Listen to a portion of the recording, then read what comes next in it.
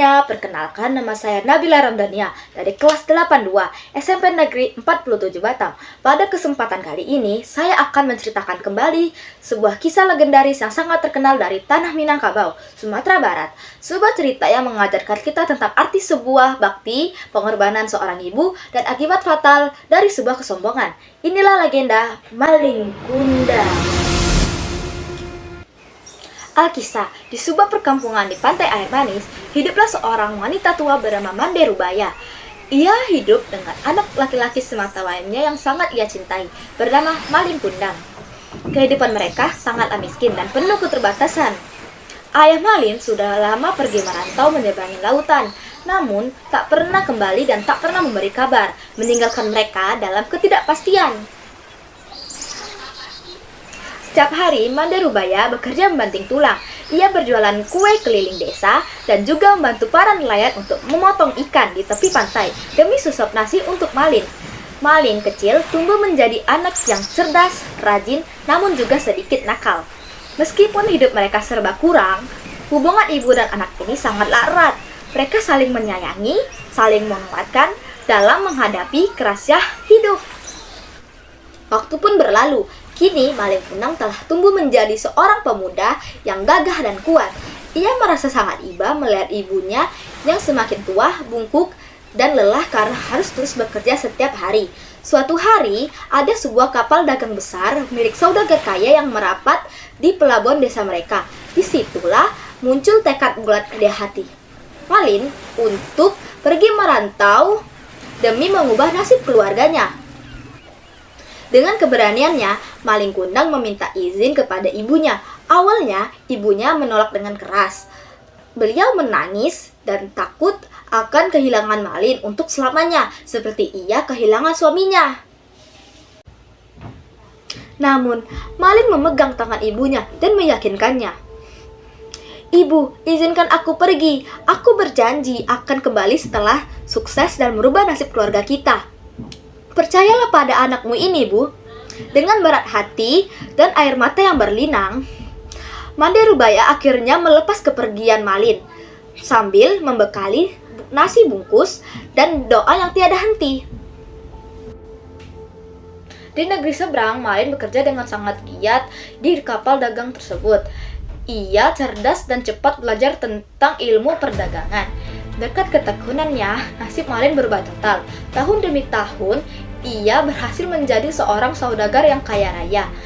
Ia memiliki puluhan kapal dagang besar, ratusan anak buah kapal, dan harta yang melimpah.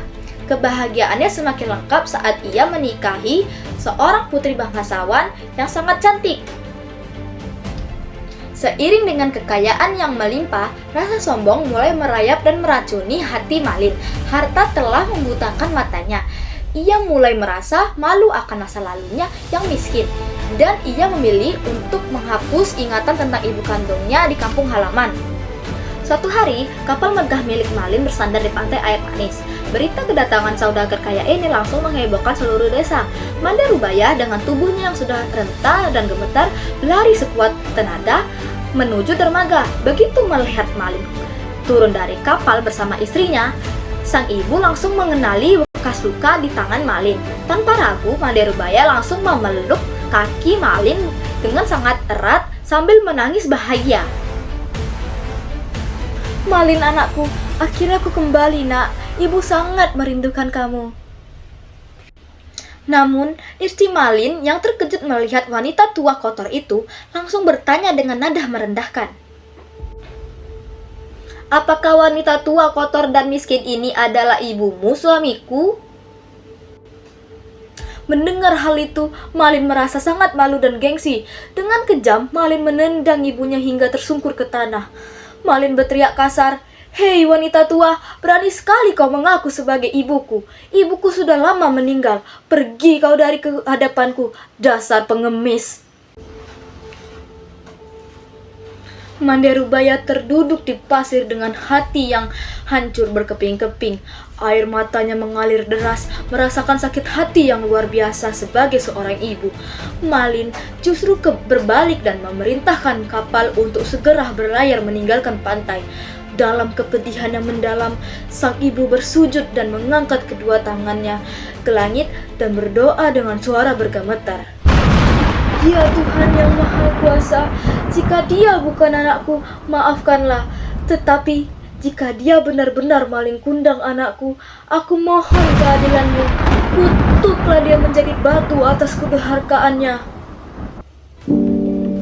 Seketika itu juga, langit yang cerah berubah menjadi gelap gulita. Badai dahsyat menghantam kapal mewah Malin hingga hancur berkeping-keping. Malin terlempar ke tepi pantai. Saat itulah sekujur tubuhnya perlahan membeku menjadi kaku. Malin berteriak memohon ampun kepada ibunya, namun sudah terlambat. Tubuh Malin Kundang secara utuh berubah menjadi batu dalam posisi bersujud menahan penyesalan. Teman-teman semua, pesan moral dari cerita ini sangatlah dalam. Seberapa kaya, sukses, atau hebatnya kita di dunia ini, jangan pernah sekali-sekali melupakan atau durhaka kepada orang tua, terutama pada ibu kita. Karena ridho orang tua adalah ridho Tuhan juga. Terima kasih telah mendengarkan cerita saya. Sampai jumpa nanti. Bye-bye.